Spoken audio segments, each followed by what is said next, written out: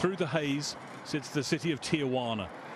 On this side of the border, San Diego, a crossing that sees 50 million people pass through every year, but a border that still represents one of the most divisive issues in American politics. Behind the replacement sections of border wall ordered by Donald Trump, tens of thousands of migrants he decided should wait in Mexico while their asylum claims are processed. But now, on the orders of Joe Biden, the first few finally being allowed into the US. The first bus carrying them, a symbol of a very different immigration policy.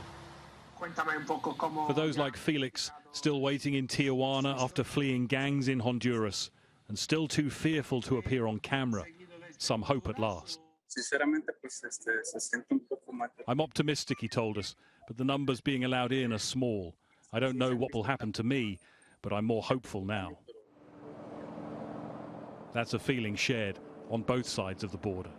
This is a very historical moment, and we're talking about families, very vulnerable families that are fleeing from sometimes our own government, from torture. They are survivors of torture. Some are fleeing domestic violence. And so to have people processed, even if it's only 25, it's a huge step in the right direction. Biden's reversal of a whole host of Trump's immigration policies is personal for Dulce Garcia, herself undocumented, labeled illegal, at risk of deportation under Trump, now seeing a new tone. The Biden administration introduced a bill, and one of the changes in that bill is to remove from the books the term illegal immigrant. And this is something we have been screaming at the top of our lungs for a long time, to get rid of this hateful rhetoric. This isn't about sticks and stones.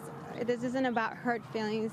This is about how we treat other human beings. But a change of tone has consequences. Days before Biden's inauguration, a so-called caravan of migrants bound for the US from Central America clashing with police. The White House has warned that the border is still closed, but many are too desperate to listen. And that worries even those here to help. People are starting to head in this direction, and so we're of course very much concerned about what's going to happen if they get here and the country's not yet ready to or able to admit them, and then what conditions are they going to be living in Mexico or wherever they end up getting stuck. The routine of border life goes on here. The day workers who come over on foot, not as many these days, a fact of life in the pandemic. Another crisis, like immigration and the border, on which Joe Biden has promised a solution, and which is now his to deliver. Greg Milam, Sky News, San Diego.